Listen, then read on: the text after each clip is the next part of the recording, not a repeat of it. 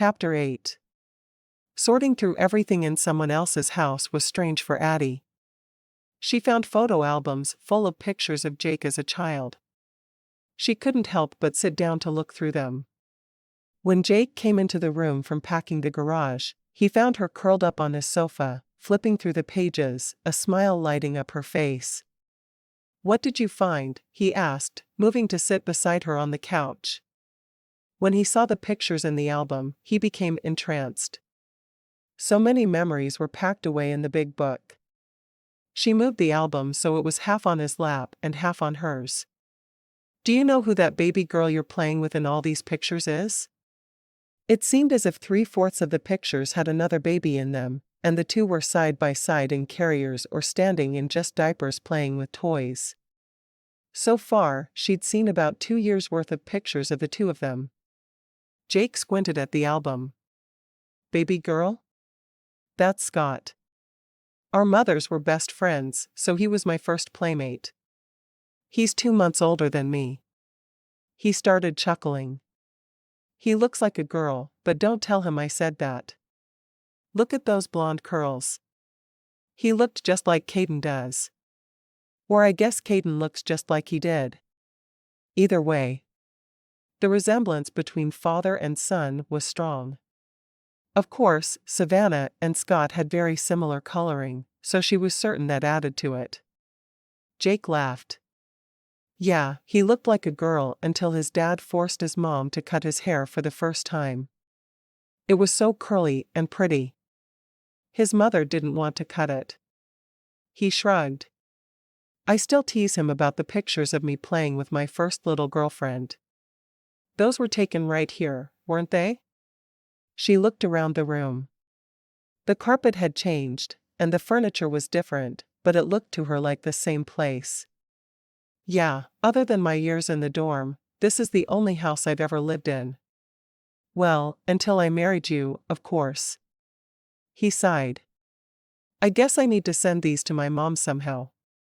Of course, he'd have to find them first, and get them to give him an address to send things to. "Do you know where your parents are now?" Savannah said something about them traveling around the U.S. in an RV. Jake grinned. "They are. I haven't talked to them in a while. I don't think they even know we're married yet." He shrugged. "I should probably call them and find out what they want me to do with stuff, before I sell the house." "You're selling it?" The last she'd heard, he hadn't been certain. She hoped he wasn't doing it just because he thought she wanted him to. She didn't care either way, but neither of them really had time to do any upkeep on it, and it would be tough from Manhattan. "Yeah. I mean, there are a lot of memories here, but unless my parents want to move back in, there's no point in keeping it." He didn't really want to let it go, but he had no desire to keep it either. "Yeah, you need to call them then. They might want to know you're married too. Unless you're keeping me your dirty little secret, that is." He laughed. "I could keep you hidden forever." "Really though? The reason I haven't told them is Mom will want to meet you right away. I wanted you all to myself for a while first." No one needed their parents interfering during the first few weeks of their marriage. "You wanted to finish your book first," she protested. She knew him better than he thought she did. "Well, that too," he said sheepishly. "I'll call." He leaned back on the couch, sticking one leg out, so he could dig his phone from his pocket. "I'm almost afraid." Addie laughed, shaking her head. "I'll protect you." She looked back at the album while she unashamedly listened to his conversation. "Hi, Mom. Where are you guys?" "Really? I had no idea. I'm at the house, packing things up. I got married last month and moved to Manhattan. Didn't see a reason to have 2 houses, so I was going to sell this one." "No way. That sounds great." "Yeah, her name is Addie." "What does she look like?" "She has dark hair and brown eyes. To me, she looks like an angel who fell from heaven." "How did you know she's sitting here?" "Yeah. Okay, we'll see you then." Bye, Mom. What did she say? Addie asked. It sounded like he'd made plans with them, but what were the chances they were in Montana? Jake shook his head. Would you believe they're driving through Billings right now? They were on their way home to surprise me. She laughed. My mom wants to know where I am all the time. She certainly knows what state I'm in and when I'm there. I can't believe how blasé your family is. Didn't they worry about each other? We're meeting them at the diner for lunch in 30 minutes, he told her, his eyes twinkling. She jumped to her feet. 30 minutes? I've been packing boxes all morning. I'm covered in dust. She put a hand to her heart to calm it. She couldn't meet her in-laws looking the way she did. I'm going to shower. Be right back. Do you need someone to wash your back for you? 'Cause I would willingly sacrifice myself to do that for you. She put her hand on his chest. Down, big boy. I think I've got it. She didn't mind the idea of showering with him, of course, but they didn't have time for what would inevitably follow. Are you sure? I don't want you to be embarrassed in front of Mom and Dad. I'm sure. She hurried into the bathroom and showered. Why hadn't she thought to bring a blow dryer? Oh yeah, because she hadn't thought she'd do anything but pack boxes. 15 minutes later, she was back in the living room, dressed in linen shorts and a tank top. She hated knowing she didn't look her best, but she hadn't even brought makeup with her. She was packing all weekend, for goodness sake. You look beautiful, Jake told her, kissing her cheek. Don't be nervous. He truly thought she was the most beautiful woman he'd ever seen, whether she had makeup or not. She was a natural beauty. I'll do my best, she smoothed her shorts down. Why hadn't she brought longer shorts with her? She felt so conspicuous. She could barely speak during the short drive to the diner. As they got out of the truck, Jake looked around. I think we beat them. Let's go get a table. As soon as they walked in, a woman about Jake's age in a waitress uniform hurried over. I heard you got married, Jake. Introduce me to your bride. Jake gave a half smile. Jennifer, this is my wife, Addie. Addie, this is Jennifer. She went to school with Scott and I. He said a quick prayer that Jennifer would keep her lips zipped for a bit. He knew it would take a lightning bolt through her forehead or spontaneous laryngitis for it to happen, but God could do anything. Jennifer took Addie's hand. It's so nice to finally meet you. You picked a winner. Let me tell you, if I'd known Scrawny Jake was going to end up being a famous writer, I'd have gone to at least one of the dances he invited me to. He told us all he'd be a famous writer one day, but who believes the class nerd? Table for 4 please, Jennifer. Jake refused to let her speak for another moment. Oh, did I say something wrong? I guess your wife didn't need to know all of that about you, huh? Sorry, Jake. I didn't mean to give away all your secrets. Jennifer led them to a booth in the corner. Addie slid in and Jake sat down beside her. Coke and, she looked at Addie. I'll just have water. Addie's hand went to Jake's under the table. As Jennifer walked away, she whispered. Was she really pretty in high school? She must have been for you to overlook that personality. In her mind she called her a choice name. Jake shrugged, embarrassed by what Jennifer had said. Addie's eyes grew wide. She was your boring Bob the Boob, wasn't she? She knew he was embarrassed, and she wanted to get his mind off the other woman. Jennifer wasn't worth him feeling bad over. He laughed at the imagery. Well, kind of. Except I thought she was the most beautiful girl ever, and she didn't know I existed. Until she decided she was in love with Scott, and then she was nice to me so I could help her get him to ask her to a dance. He took her out once and told her she was too stuck up. Addie grinned. What did you think of that? Honestly? It was the only fight Scott and I had all through high school, and we didn't speak for weeks. I didn't think he should treat her that way, because in my mind she was a princess. When I told her that, she laughed. Said she couldn't be seen with me without Scott. He shrugged. I learned a lot from her. He learned a lot about not trusting women. He learned not to believe anything anyone said to him once he made serious money as well. Sounds like it wasn't a fun lesson. Nope. But after I'd published my third book, and it hit the New York Times bestsellers list, well, that's when she decided that we needed to give our relationship a chance. He made a face. She'd already been married and divorced by then. Oh, lovely. Yeah, I don't think I want to get to know her at all. She looked up and saw a couple standing over the table. Are those your parents? Jake stood up and was swallowed up in a bear hug by a man who must have been close to 6.5 feet tall. When he pulled away, he was embraced by a woman who was barely 5 feet and almost as wide as she was tall. Addie couldn't help but be struck by the couple, and how genuinely odd they looked together. Addie didn't know if she should stand or remain seated, so she stayed where she was until invited to do otherwise. She was pleased to see that his parents looked like down-to-earth people. She wanted nothing more than to get along with them, because she knew they were important to Jake. And anyone who was important to Jake automatically became important to her. His mother slid into the booth across from her and offered her hand across the table. I'm Beverly. Addie smiled. I'm Addie. It's really nice to meet you. She'd have added she'd heard a lot about her if it had been true.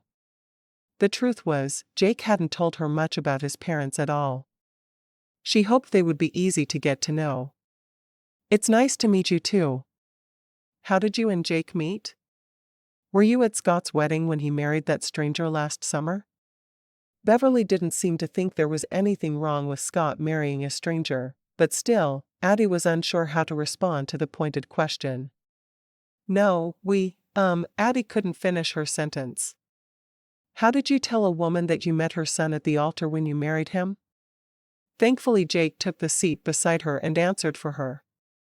We were set up by the same matchmaker who set up Scott and Savannah. We met at the altar, just like they did. He knew his mother would be surprised, but she knew his issues with trusting women, so maybe she'd understand. Beverly's eyes grew wide. Really? I'll bet that was strange. Probably took you a few days to work up to sex, right? She looked back and forth between Jake and Addie like she expected one of them to give her information about their wedding night. Addie blushed, looking at Jake for help. She couldn't talk to his mother about having sex with him. What was she supposed to say to that? She was almost ready to lie to the woman and tell her they hadn't worked up to it yet, but they were getting there. Jake's father sat down. Don't mind her. She has absolutely no filter. If a thought pops into her head, it comes out her mouth. He reached across the table, his hand as big as a dinner plate. I'm Tom. She shook his hand, working hard not to look at Beverly. She couldn't believe the woman was even asking about her sex life. She truly had no boundaries. It's nice to meet you. And you. Tom picked up the menu from the table in front of him. Are the bison burgers still good? Jake nodded, and Addie noticed that his face was red too. He must feel the same way she did about talking about their sex lives with his mother. And who could blame him? Yeah, still awesome. That's what I would get, Jake answered. Beverly studied the menu and finally closed it. I'm getting the meatloaf. It's always been my favorite thing on their menu. Addie decided to try again with his mother, so she leaned forward and whispered, I promise not to tell Scott you ate beef. Beverly let out a loud laugh. Thank you for that. I don't need to have that boy mad at me. She looked at Jake. Do you think Scott would mind if we dry docked the RV at his place for the next few days? We were planning on staying at the house, but that's probably not a good idea with the two of you staying there. You're still newlyweds, and we wouldn't want to disturb. Tom shook his head, putting his hand over his wife's mouth. I swear she's more outspoken every year. Addie felt a bubble of laughter coming up. Both of the men at the table were as embarrassed as she was over the older woman's conversation. Had she been about to say that she wouldn't want to disturb their sex lives? Really? Jennifer came back then, dropping off her drink and Jake's. Oh, it's good to see you, Mr. and Mrs. Roberts. I didn't realize you were back in town. Beverly looked at Jennifer with a gleam in her eye. Well, look at that. My little boy's high school crush serving us in a restaurant. He's a best-selling author who pulls in millions, and you're working for waitress minimum. Isn't life strange that way? The way it just turns things around and pokes you right in the eye? Addie noticed no one tried to stop Beverly that time, and she was glad. She wasn't a vengeful person, but the way Jennifer had talked to them when they first came in made her pleased she was getting some of her own back. Jennifer blinked twice and smiled her fake smile. It is strange how life turns things around when you least expect it. Can I get you something to drink? She was obviously in retreat mode now, and just needed to get them their food. We'll both have Cokes, Tom said, and Addie silently cheered him. He didn't apologize for his wife, but neither did he add to what she said. Jake acted as if nothing had happened, but Addie could see the humor in his eyes. I think Scott would welcome you with open arms. He loves you both. He held up his phone. Want me to call him? Tom nodded. Would you?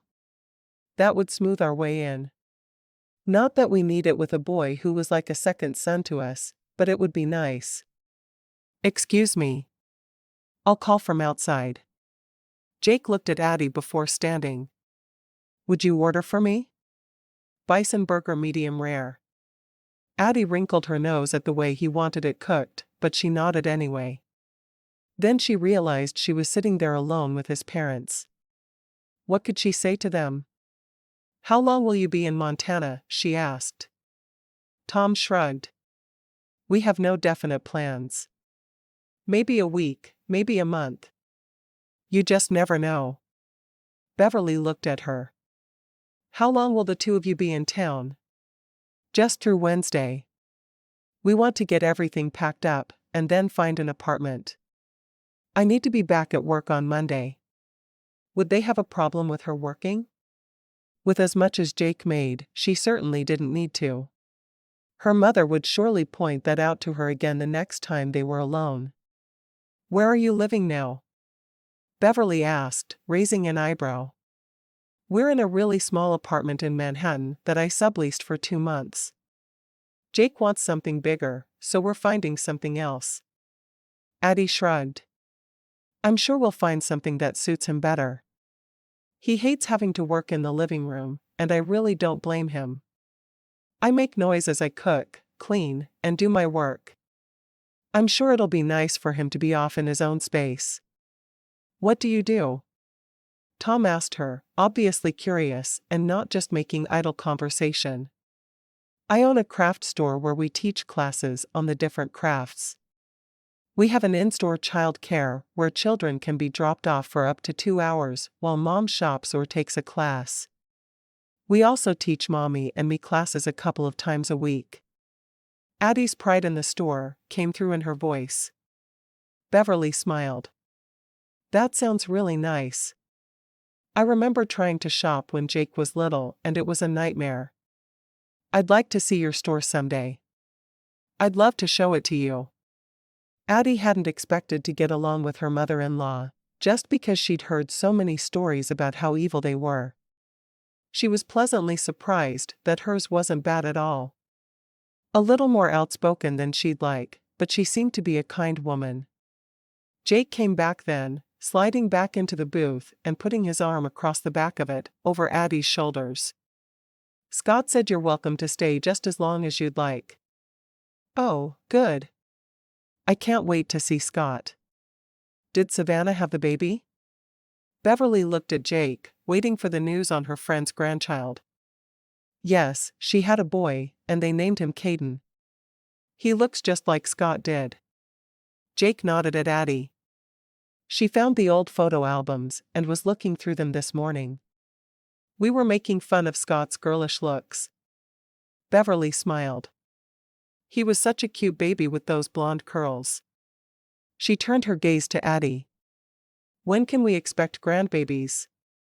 Addie bit her lip, almost afraid to answer. We decided that we'd wait to start trying till we've been married a year. I'm only 25, so we have plenty of time. She held her breath, waiting for her mother-in-law's reaction. Would she be angry that they were waiting? Or would she accept that it was their decision? And after you have them? Will you keep your store? Yes, I will. I think we'll probably hire a nanny. She shrugged. Hopefully a live-in, because we all know how much help Jake would be with a newborn. Beverly seemed to think about her new daughter-in-law's answer for a moment, before a slow smile spread across her face. I approve. I don't think a woman should have to give up something she loves to stay home with her children. Addie was surprised Beverly had such a different view than her own mother. I agree. Did you work outside the home when Jake was small? Beverly shook her head. I didn't. I wanted to, but there was so much pressure saying that I needed to stay home with Jake for him to be a well-rounded individual. So I stayed home. I wanted to work, and I enjoyed working, but instead I did the stay-at-home mom thing, and we made financial sacrifices. She looked at Jake. Do you think things would have been different if I'd worked? Jake shook his head. No, because you would have made it clear you loved me no matter what. That's all that really mattered. His mother had loved him more than he'd realized at the time. They'd made sacrifice after sacrifice for him. He had nothing but respect for both of his parents. I'm glad you can see that. Beverly said. I wish my mother could have. Did Grandma try to force you to stay home with me? Jake had never imagined she'd been pressured to do something she didn't want to do because of him. It bothered him to think about it. Yes, she used every kind of guilt imaginable. I don't know why people always think they know better than the child's parents. Before you were born, we had it worked out that Lisa, Scott's mom, would stay home with both of you, and I would go back to work as a real estate agent. My mother threw such a fit that I ended up bending to her will though. I didn't know that, Jake said. Beverly shrugged. It was a long time ago, and you were always very close to your grandmother. I wasn't about to tell you what she said. Well, I'm going to do what we think I should do, Addie said. We may change our minds when the time comes, but for now, I'm going to keep working. I think you should. Addie looked at Jake, trying to convey to him how pleased she was that his mother was willing to let her make her own decisions about what they'd do when they had children. I'm so glad you happened to be in Montana while we were here, Addie told Beverly. So happy that I got to meet you. Are we what you expected? Beverly asked. Not at all. You're so much better. Chapter 9. For the next 3 days, Addie worked alongside Beverly to get the house packed, while Jake and Tom worked on the garage. Slowly but surely the work was done. When they'd packed the last box and assigned it to storage or to be shipped to New York, Addie looked around at the barren house. Are you sure you're ready for this? She asked Beverly.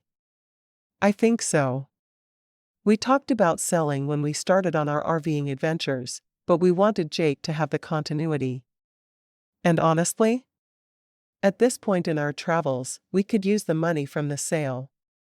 Oh, that never occurred to me. How do you fund your travels? Addie forgot that Jake and his family hadn't always had money. Of course, the house he'd grown up in should have told her that. It was in good shape, but it was tiny. Beverly smiled. I was very frugal as a housewife. I clipped every coupon, and I budgeted every dime. I socked money away in the stock market every month. We've been living on the dividends from those all these years. We're about to have to touch the principal, and I'd rather not do that. I see. The sales from the house would go far to keep that from happening. Addie had no idea what it would cost to live on the road the way her in-laws did, but she knew they did it as frugally as they could. Yes, they would. Eventually, we'll have to settle down like normal old people, but I don't think it's going to happen here in Montana. When we settle, it's going to be closer to wherever our grandbabies will be. Upstate New York is beautiful and only a few hours from you. Addie smiled, reaching out to hug her mother-in-law. I wasn't sure how I was going to feel about you at first. Now I know that I'm thrilled to have you in my life. Who would have thought a dreaded mother-in-law could be so sweet and kind? Why weren't you sure how you were going to feel about me? Well, within a few minutes of meeting, you were asking me about sex with your son. That made me a little uncomfortable. Addie had a hard time even mentioning that sex existed to her mother-in-law, let alone giving details. Beverly smiled. I guess I can see how it would. You're still not going to tell me how sex with him is, are you? No, I never am. Thank you ever so much for respecting that. Addie's eyes twinkled as she shut down the conversation once again. Beverly sighed. Honestly? If you'd told me, I'd have had a problem with you. Sometimes being outrageous is just a test to see what people are made of. Sometimes it's revenge for the way people have treated my family. But I promise, there's always a reason for it. Addie laughed. Does Jake know that? She loved knowing that the older woman wasn't just clueless about social niceties. She did it all on purpose, and that made it even better in her eyes. Of course not. He thinks I'm eccentric. That's all right too. Sometimes it just doesn't matter. Beverly smiled. What time is your flight tomorrow? 9 in the morning. It'll be early evening before we get home. We have an appointment with a realtor for Thursday morning. I think Jake is going to feel a lot more settled once we find our new place. Addie was looking forward to finding something bigger as well. It would be nice to have room to invite people over. It wasn't like Jake would even notice. Oh, he will. My boy is very picky about where he writes. Beverly shook her head. I'm surprised he was able to finish a book in the living room. When we lived here, he wrote in his bedroom with the door locked, and I had to sneak into his room the next day while he was at school to read what he'd written. He should have just let me read it. Yeah, he hates for anyone to read it until the editor has gone through it. Was he always that way? Addie had never known a professional writer before, so she had no idea if how he acted was normal or just a little bit on the crazy side. Yes, he was. It made me crazy. Addie realized she needed to tell Jake how she'd discovered he was really Roger Holiday. She'd blamed him so much for betraying her trust, but hadn't she done the same thing by reading his book without his permission? She needed to talk to him about it. I'm a big fan of his books, so it makes me crazy as well, she said absently. I'd love to get to read every chapter as soon as he finished writing it, but he's made it very clear that's never going to happen. Well, now that we're finally finished here, we should go spend the day with Savannah. Maybe we could watch Caden while Scott and Savannah have a date night tonight. How would you feel about that? Addie nodded. I think that's a great idea if they want to do it. Let's stop at the grocery store so we can feed ourselves without raiding their kitchen. It'll be fun to cook together. Much to her surprise, she genuinely enjoyed spending time with her mother-in-law. Most people she knew would have said it just wasn't possible. In Savannah's big kitchen it will be. It wouldn't in the small one here. This one is a one-but kitchen. 2 people would never fit. Addie grinned. She loved the quirky little things her mother-in-law said. Let me call Savannah and see if she wants company. If she does, then we'll head over. 5 minutes later, they had their plan. They would go to the grocery store, and then they would cook dinner for themselves at Savannah's. Savannah would feed the baby, and then she and Scott would go out to dinner. They would do their best to make it back before Caden's next feeding. The men were sitting on the front steps when they walked outside. All done?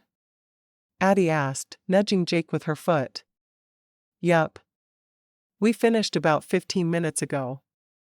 Taking a break, and then we're going to come in and help with the rest of the packing.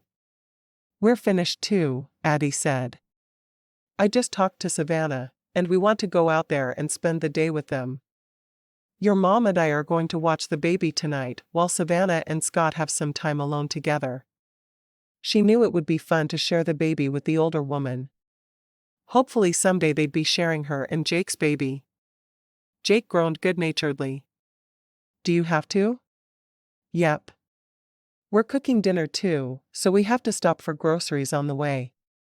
She nudged him with her foot again, trying to get him to move faster.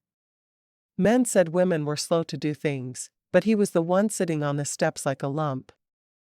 Fine. We'll go grocery shopping and then head out to the ranch. Jake looked at his father. Do we always have to just do what they want us to do? If we want to have peaceful marriages, we do. I love you, dear. Yes, dear. Tom winked at Beverly over his shoulder. Asterisk.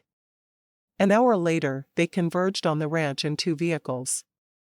Jake and Tom carried in the groceries while the women went in to talk to Savannah. Thank you so much for watching the baby, Savannah said with a smile. We haven't had a night out alone since we were in Manhattan for your wedding. Who watched him then? Dr. Lachele? Addie asked. She couldn't imagine how hard it would be to be with a baby 24 hours a day like Savannah was. She just didn't think she was cut out for it. No, my mom and her new husband watched him. Savannah smiled. I think if I hadn't married Scott, my mom would still be spending all her time trying to meddle in my life.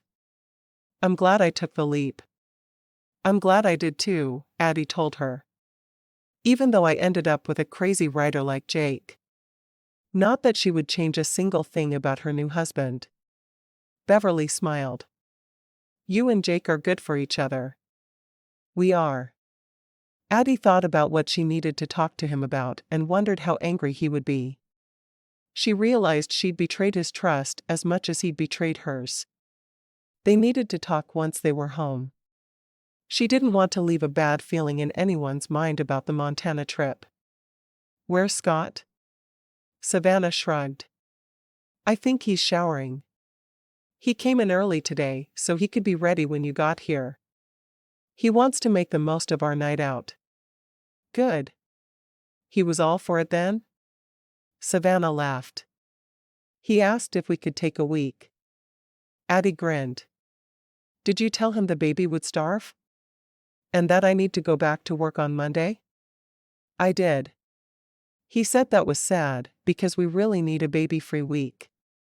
Not just a couple of hours. Savannah grinned. He'd do better if we could just find a good sitter around here. Do you expect to find one? Addie asked. She didn't know much about the area. Not really. I don't really want a high school girl watching him, and everyone else is too busy. It's fine, though. We get occasional help, and that's good enough. Now if we had more children? We might just need to get a nanny. Scott walked into the room just then. Why would we get a nanny? You're a great mom. Besides, why have kids if you're just going to have someone else raise them? Addie felt like she was listening to her mother all over again, but this time she had the right to stand up to him. She couldn't disrespect her mother by arguing. Because it's all right to have a career and children as well. Because it doesn't make you any less of a parent if you don't spend 24 hours a day with your child. Are you less of a father because you aren't with Caden all day? She knew her voice was sharper than it needed to be, but Scott was one of those people who pushed her buttons. Well, no, but I'm the man. It's my job to support my family. It's Savannah's job to stay home with Caden and make sure we're fed and the house is always clean. Scott spoke slowly, as if he were trying to explain the universe to a small child. Addie closed her eyes and counted to 10 before she walked over to Scott and stood toe-to-toe with the big man. "I'm so sorry you're still living in the early 20th century, Scott. I don't know how women's liberation and the entrance of women into the workplace has escaped you, but it obviously has. You are without a doubt the most Neanderthal-like man I've ever encountered. If I didn't like your wife so much, I'd do something." She walked over to Jake. "You need to control your friend. He's ridiculous." Jake nodded. "He is sometimes. Aren't you glad I don't think like him?" As much as he loved his wife, he couldn't imagine being with her 24 hours per day every day. Wait, love? Where had that thought come from? He paled. He couldn't love her. They'd only known one another a month. Very glad. I'd have killed you by now if I had to live with that attitude. I'm every bit as capable as any man, penis or no penis. Jake folded her into his arms, hugging her close and kissing her forehead. Yes, you are. He leaned forward and put his lips against her ear, whispering, "Don't say penis in front of my mom. You'll get her started all over again." Beverly looked back and forth between her new daughter-in-law and Scott. "Speaking of penises, I forgot to show you the album I have of naked pictures of Jake. He was still running around naked all the time at 11. We could not get him to leave his clothes on around the house or in the backyard, so I have some good ones." Addie started to laugh, still in Jake's arms, loving the blush on his face. "You know what, Beverly? No. If I had 6 mother-in-laws, you'd still be my favorite." Addie couldn't believe how easily she'd gotten over her anger by laughing. Her mother-in-law definitely knew how to handle her after only a few days. Beverly grinned. "Well, of course, I would. Who could compare with all this?" She swept her hands down over her plump form. Addie leaned forward and whispered, "I love your mother." Jake laughed. "I get that a lot." Asterisk. Addie waited until they got home before confessing what she'd done to Jake. Her hands were shaking, and she could barely get the words out, but he needed to know. They sat together on the couch, and she turned to him. "I need to tell you something. I should have told you long ago, but I didn't think about how important it was until I was talking to your mother yesterday." Jake's heart started to beat faster. He needed to tell her something too. She needed to know he loved her. "I need to say something to you too. I'll let you go first, though." He took both her hands in his, giving her his full attention. "Please God, let her say she loves me first. I'm not sure I can put myself out there unless I know the feelings are returned." Addie took a deep breath. "Our first Friday back in Manhattan? When I was finding a restaurant for us to eat at? I thought I'd use your computer rather than trying to see what I needed to see on my tiny phone screen or pulling out my laptop. When I sat down, your document was up from where you'd been writing, and I read through over a page before I stopped myself. That's how I knew you were Roger Holiday." "I'm so sorry." Jake shook his head for a moment as if to clear his mind. "You mean, you did something I'd asked you not to do, and then you got mad at me and said you couldn't trust me? So you not only betrayed my trust, you made a big deal at the same time about me betraying yours?" He wasn't angry, but he was hurt. How could she accuse him when she'd done something wrong as well? "It didn't even occur to me I'd done something that would upset you until I talked to your mother yesterday." A lone tear rolled down her cheek. "We were talking about how private you are about what you're writing, and it occurred to me that I was as bad as she was." "As bad as she was? What do you mean by that?" "When she would sneak into your room and read what you wrote when you left for school." "She wouldn't do that. My mother has more respect for me than that. Why would she try to make him angry with his mother? She'd done nothing wrong." Addie closed her eyes. She'd just betrayed his mother as well. What was wrong with her? She said nothing else about what his mother had done, and instead focused on herself. Well, while we were talking about how you felt about people who read what you were working on, I realized that I'd done something that you would abhor. I needed to tell you I'd done it. Will you forgive me? Jake shook his head. I don't know that I can. Especially not with you trying to drag my mother into it. What is wrong with you? He hadn't been angry until she'd started making accusations about his mother. Addie looked at him, hating herself. I'm sorry. I can't say much more than that. I'm going to go for a walk. I'll be back later. Jake walked out the door and left without another word. She had no idea where he was going or when he'd be back. She dried her tears and reached for her phone. She had to get help. She quickly touched her speed dial for the only person she could think of who might be able to give her some insight about what to do. Dr. Lachele? Addie? Is that you? Why are you crying? I need some advice. I've messed up really badly. Addie sniffled again, reaching for a Kleenex to dry her eyes. Meet me at the restaurant where we had lunch with Danielle. Can you be there in 30 minutes? Addie thought for a moment about where the restaurant was.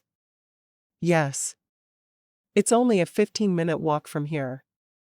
I'll see you there. She ended the call and went into the bathroom, using a cold washcloth to try to help her eyes. They were bloodshot and her cheeks were red from crying. She carefully locked the door behind her and headed toward the restaurant, arriving there a few minutes early. She looked around but couldn't see the familiar purple hair, so she got a table for two. She was led to a small table in one corner, and she sat down, looking at her phone and not making eye contact with anyone. She always felt funny sitting alone in a restaurant, almost like people were looking at her as if she couldn't find a friend. She didn't have to wait long before the hostess brought Dr. Lachele, and the older woman took the seat across from her, automatically squeezing her hand. Let's order, and then you can tell me everything that's happened. Addie nodded, studying the menu. She didn't feel like soup, and that was her usual there, so she needed to find something different. She finally settled on a club sandwich and set the menu aside. Dr. Lachele put hers down too. What happened? I'm surprised this is the first I've heard from you really, but I expected anger, not tears. Tell me everything. Addie explained about how odd Jake was while writing. She talked about his long hours, his inability to even acknowledge someone was there, and his deception about who he really was. So you're angry about all that? And that's why you're crying? Addie shook her head. No. He's mad at me for betraying him. Addie never cried when she was angry. She was more likely to start yelling with anger. Dr. Lachele blinked. Okay, you left something out. Help me understand. How did you betray him? She clearly didn't understand the problem. Jake has this thing about never let anyone read what he's working on. The first person to see it is always his editor, and if someone tries to read it, he gets really angry. Well, I knew that, but I was in a hurry to find a good restaurant near our apartment one evening. Oh, it was 3 or 4 weeks ago now. Anyway, I sat down at his computer to use the internet, and I just started reading. I didn't mean to, but his document was up. Well, that's how I found out he was Roger Holiday. I confronted him about his lies, and his lack of trust. Addie looked down at her hands. I may have even called him a lying pig. It's unclear now. Anyway, I didn't tell him how I knew, not thinking that was important. I can see how you'd have deliberately forgotten telling him that, Dr. Lachele said encouragingly. When did you realize your mistake? Not until yesterday. I was talking to his mom, and she told me how she used to sneak in his room when he left the house so she could read whatever he was working on. She said it was the only way she could keep up with his work. And it occurred to me that I'd done something just as bad. I hadn't meant to, but I had. So I decided that as soon as we got home, I'd tell him. Where were you? Dr. Lachele asked, obviously getting distracted. Montana, packing up his parents' house, and they showed up. I love them. Addie had to make it clear just how much she liked her new in-laws. I knew you would. They're such lovely people. Lachele shook her head, trying to force her mind back on track. So did you tell him? Addie nodded. He's really mad.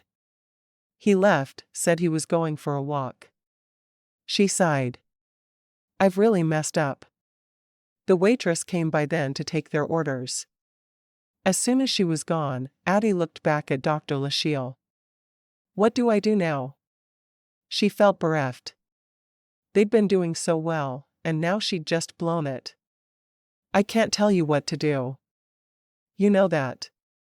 Do you think he should be mad at you? Definitely. And I told him about his mother sneaking into his room, and he didn't even know she'd done that. So now I feel like I betrayed her as well. Addie wondered if she should call his mother. She probably needed to know that she'd told him about her, assuming he already knew. Okay, so you got angry with him when you felt he betrayed you weeks ago. How long did you stay angry with him? Addie thought about it. 48 hours? Not long. I feel too much for him to stay angry long.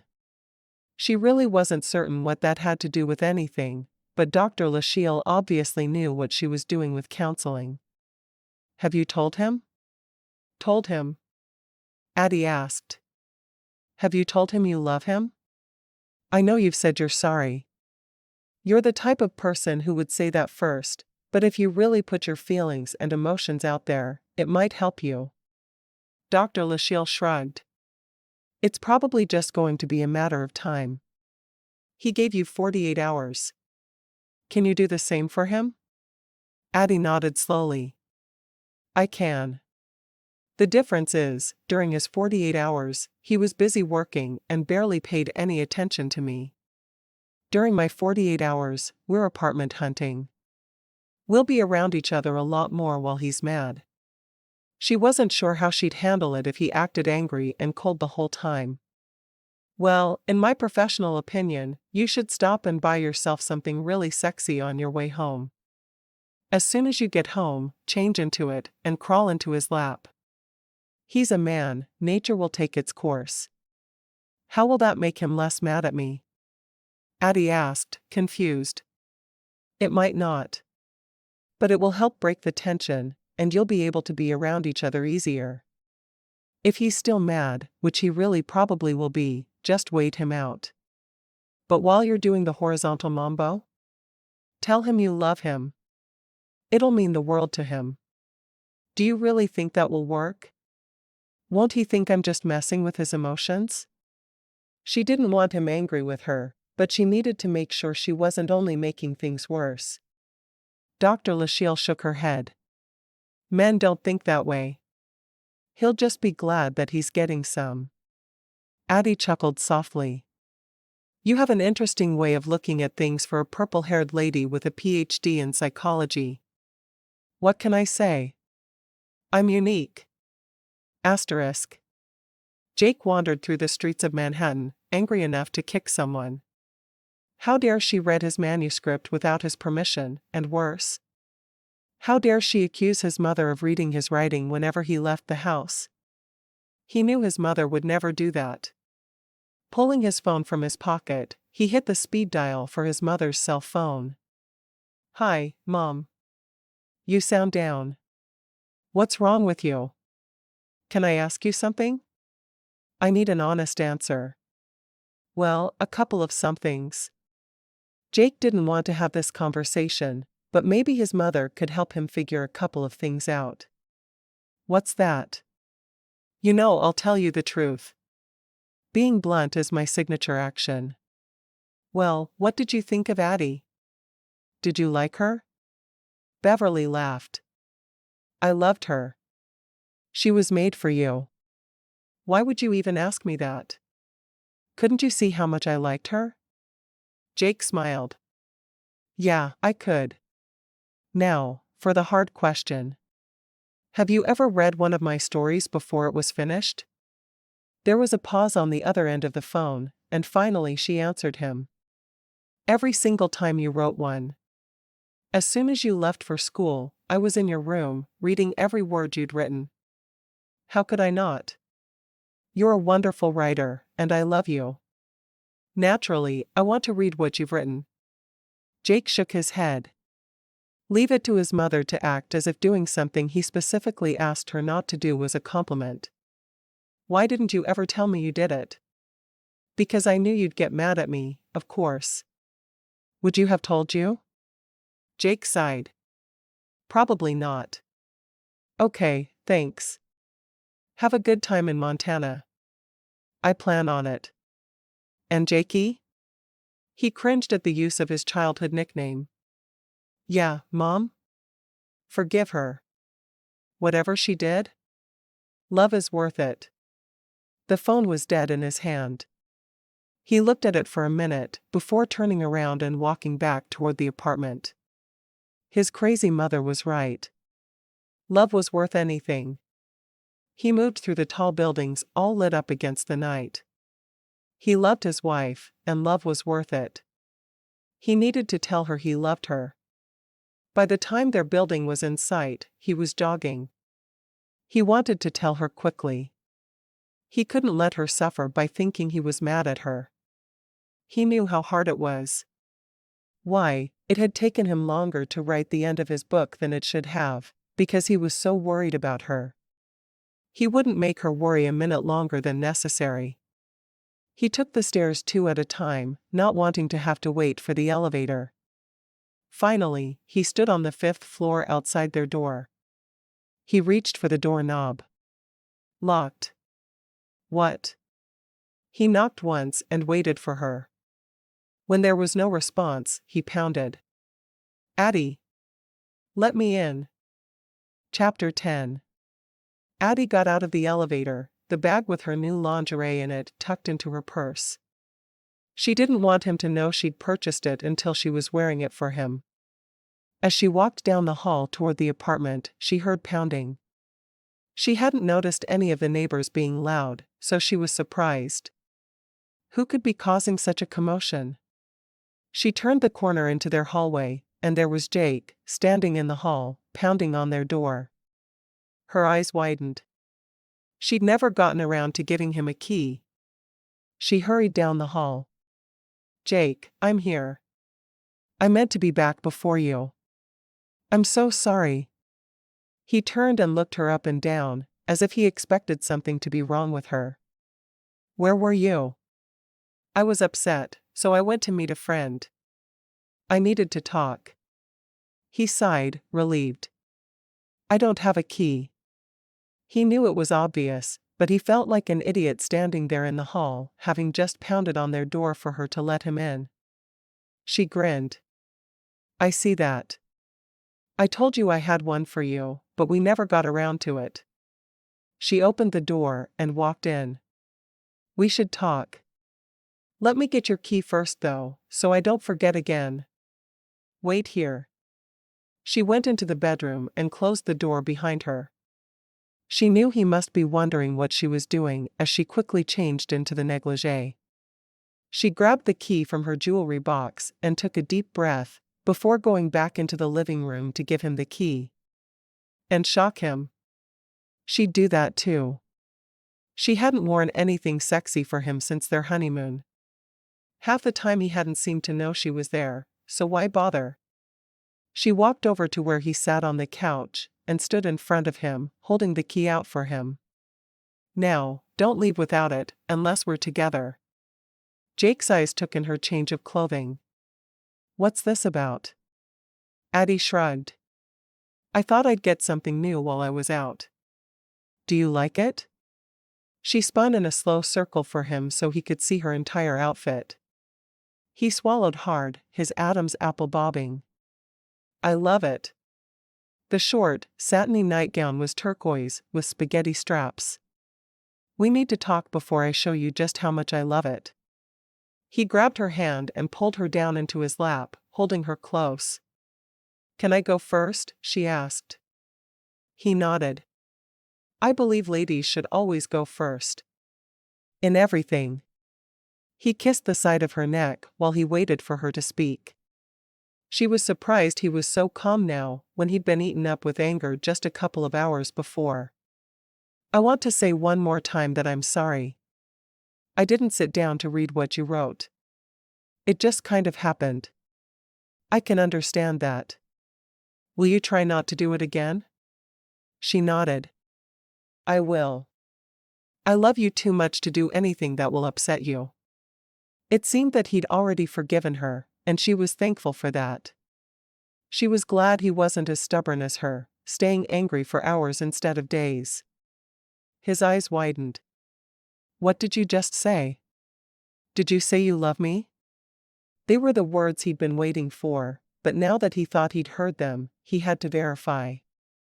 Yes. Is that a bad thing? He shook his head. That's what I wanted to say to you. He pulled her head down for a tender kiss, no tongue and no hands grabbing her. Just lips meeting sweetly. I love you, Addie. More than I could ever express. She turned fully onto his lap to face him, one knee going to either side of his thighs so she could look into his eyes. You're not mad at me anymore? He shook his head. I talked to my mom. She admitted that she used to read whatever I wrote as soon as I left the house. I never knew. Why would she do that? Addie smiled. Because she loved you and thought you were very talented. That's what she said. He stroked her cheek with one finger. It was hard to believe she loved him. She was so beautiful. He'd never once had to doubt her feelings for him. He knew he shouldn't be glad about deceiving her at the beginning of their marriage, but he was. He should have told her sooner, yes, but he was glad he hadn't told her immediately. He didn't think he'd ever have been able to trust her otherwise. Do you know what else she said? He asked. What? She said that you were perfect for me, and I needed to fight for you, no matter what you did wrong. Because love's worth fighting for. He looked deeply into her eyes. I think it is. Thank you for being so kind about it. Once I realized just what I'd done, I told you as soon as I felt like I could. I know you did. You did everything just right. I'm sorry I stormed off. Sorry you stormed off, because it upset me? Or sorry you stormed off because you didn't have a key and got locked out? Jake laughed. Maybe a bit of both? Regardless, I am sorry. Thank you for not getting angry with me. He pulled her down for another kiss, appreciating her outfit. Who did you go talk to anyway? He asked. Dr. Lachele, she said, slightly embarrassed. I was sure I'd ruined our relationship forever. Did she help you? She nodded. Yeah, she did. She hoped he didn't ask what kind of advice Dr. Lachele gave, because that would embarrass her. I'm glad. He kissed her again, thrilled they were no longer fighting. Want to go hang out in the bedroom and talk in there? Sure. I love to talk to you. She got to her feet and took his hand, leading him toward the bedroom. Does this mean that you'll pay more attention to me while you're writing a book? Probably not. I mean, I can say I'll try, but I'd probably be lying. He winked at her when she glared at him. Can't blame a girl for hoping. No, you can't. Asterisk. She was exhausted by early afternoon the next day. They'd looked at 15 apartments, and none were good enough.